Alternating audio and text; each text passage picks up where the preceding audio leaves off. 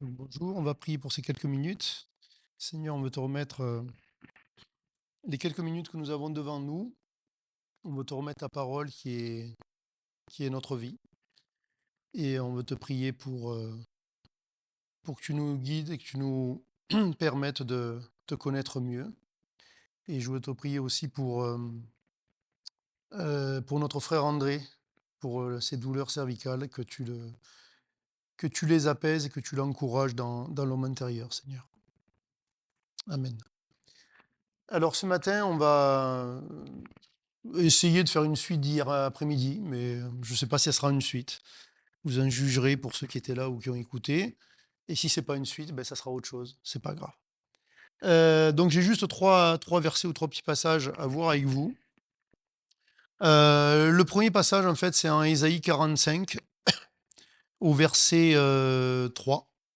Je vais vous le lire dans la version second et ensuite je la lirai dans la version Darby.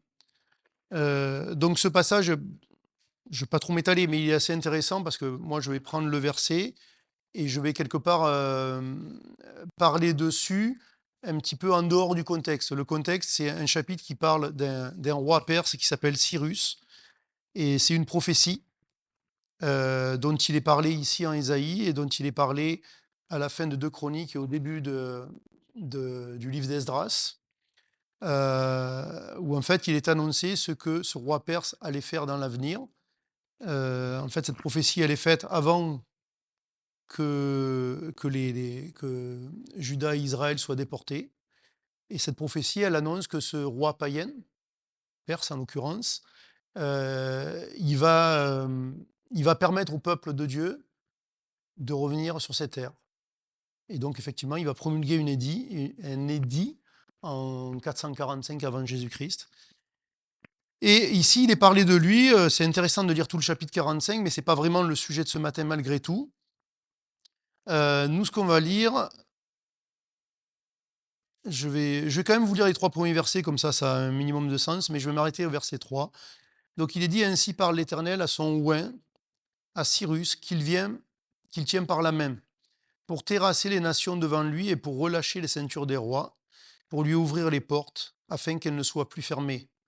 Je marcherai devant toi, j'aplanirai les chemins montueux, je romprai les portes d'airain, je briserai les verrous de fer.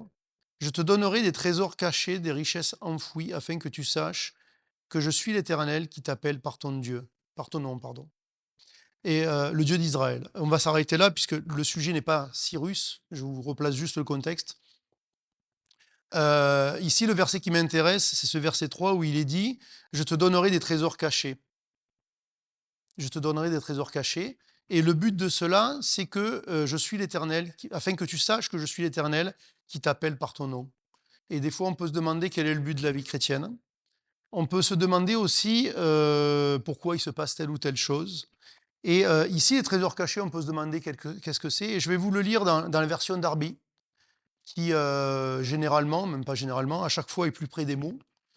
Et donc, il est dit, au lieu de dire je te donnerai des trésors cachés, des richesses enfouies, il est dit: je te donnerai les trésors des ténèbres et les richesses des lieux cachés. Les trésors des ténèbres. Et en fait, ma première chose que je voulais dire ce matin, c'est que, évidemment, la vie n'est pas lisse, la vie n'est pas toujours rose, et il se passe des choses pas toujours évidentes, et des fois, comme je le disais hier à l'étude biblique, au bout d'un moment, les années passent, on n'a pas tous 15 ans ou 20 ans, et on fait un petit peu un point sur notre vie, et peut-être qu'il y a des regrets, peut-être qu'il y a des déceptions, peut-être qu'il y a un bilan qui est négatif, en fait. Donc hier, c'était par rapport à Jacob, mais nous, dans notre vie, je pense à tous les coups, ça marche. Nous sommes dans ce schéma-là, même si j'ose espérer que tout n'est pas loupé non plus. Mais en tout cas, voilà, ça arrive et ça arrive fréquemment. Et la chose qui est intéressante, c'est que donc il y a les ténèbres, on va dire extérieures, les situations, les ténèbres, les situations, les circonstances de la vie, les gens qui peut-être se comportent mal vis-à-vis de nous. Les ténèbres qui peuvent être aussi que moi, je me comporte mal vis-à-vis des autres. Et puis, il y a aussi quelque chose de plus diffus. C'est, vous savez, vous n'avez jamais eu un caillou dans votre chaussure? C'est gênant. Tant que vous n'avez pas enlevé la chaussure, vous avez le caillou et c'est difficile de marcher avec. Et des fois, vous savez, vous n'arrivez pas à nommer les choses, mais en fait, vous avez l'impression d'être dans les ténèbres dans le sens que vous avez un caillou dans la chaussure. Voyez? Et je suis dans les ténèbres et je ne sais pas comment faire. Et je vais aller voir deux autres passages, un qui est très connu parmi les chrétiens, c'est au psaume 139. On le lit, on le chante, on dit c'est super, tout ça, tout ça, tout ça. C'est au psaume 139, donc, qui est un très beau psaume d'ailleurs, de David. Euh, il est dit au... Non, je ne vais pas trop commenter au-dessus, mais au verset 23, il est dit « Sonde-moi, ô Dieu, et connais mon cœur, éprouve-moi et connais mes pensées. Regarde si je suis sur une mauvaise voie, et conduis-moi sur la voie de l'éternité. » Et la première chose, enfin, il y a deux choses. Ici, il est parlé de sonder. Il va en être question également au psaume 26 où on va finir. De me sonder afin que je marche finalement sur des voies qui sont les voies de l'éternité, les voies de Dieu. De me sonder. Et c'est rigolo parce que, en réalité, est-ce que Dieu il a besoin de nous sonder pour savoir ce qu'il y a à l'intérieur? A priori, non, pas trop. Donc, quel est le but du sondage? Je ne parle pas des élections, le sondage. Quel est le but du sondage? Le sondage, c'est pour que nous ayons peut-être les yeux ouverts et la clairvoyance sur ce qu'il y a à l'intérieur. C'est ça le but, que Dieu nous sonde. Et donc, le but qui est proposé ici, c'est sonde-moi, ô Dieu, et connais mon cœur, parce que manifestement, moi, je ne le connais pas. Éprouve-moi et connais mes pensées. Regarde si je suis sur une mauvaise voie et conduis-moi sur la voie de l'éternité. Et c'est intéressant parce que si j'ai besoin d'être sondé pour savoir où est-ce que j'en suis, ça signifie une chose qui est assez intéressante. Vous savez, la religion, c'est quoi? C'est avoir des règles et essayer de les pratiquer. D'accord? Schématiquement, évidemment. C'est plus compliqué que ça. Mais schématiquement, c'est ça. Et nous pouvons être chrétiens, enfants de Dieu, mais religieux et fonctionner de cette manière-là. J'ai le livre, je lis, je sais qu'est-ce qui est bien, je sais qu'est-ce qui est mal, et j'essaie de me guider avec ça. Mon GPS, voilà, ce sont les indications là. Mais il semblerait que si Dieu doit me sonder pour que je sache qu'est-ce qu'il y a dans mon cœur, ça signifie que j'ai besoin d'un GPS supérieur à simplement des indications qui vont me dire ça c'est bien et ça c'est mal. Et apparemment, j'ai besoin de savoir qu'est-ce qu'il y a dans mon cœur. Alors je vous le dis de suite, en gros, il n'y a rien de bon. Voilà, comme ça c'est réglé. Il n'y a rien de bon. Mais du coup, comme il n'y a rien de bon, je suis toujours en défaut vis-à-vis de Dieu et ça me pose un problème. C'est un caillou dans ma chaussure. Ce sont les ténèbres. Mais tout à l'heure, il m'est parlé de trésors dans les ténèbres. Il y a des trésors à trouver dans les ténèbres. Et les trésors qu'il y a trouvé dans les ténèbres, c'est la présence de Dieu. C'est-à-dire que vous savez, quand dans votre vie ou dans la mienne, mon constat, c'est je suis dans les ténèbres, qu'elles soient extérieures ou intérieures, mon attitude, ça va être de courber les chines. Je baisse la tête et je laisse passer l'orage. Et en fait, Dieu nous propose autre chose de plus positif. Tu as quelque chose à gagner dans les ténèbres. Tu n'attends pas juste que ça passe, tu as quelque chose à gagner. C'est une connaissance plus profonde de toi peut-être, mais surtout de Dieu. Et comme il nous l'a dit, comme on l'a lu dans Isaïe 45 tout à l'heure, euh, afin que tu saches que je t'ai appelé par ton nom. Ça parle d'intimité. C'est-à-dire que tout ce que Dieu fait, c'est pour nous amener à une possible intimité plus grande avec lui. Ça veut dire que quand ça va bien ou quand ça va mal, le but de la vie, c'est d'être plus près de Dieu, de le connaître mieux, de savoir qui est mon Père spirituel. C'est ça l'intérêt.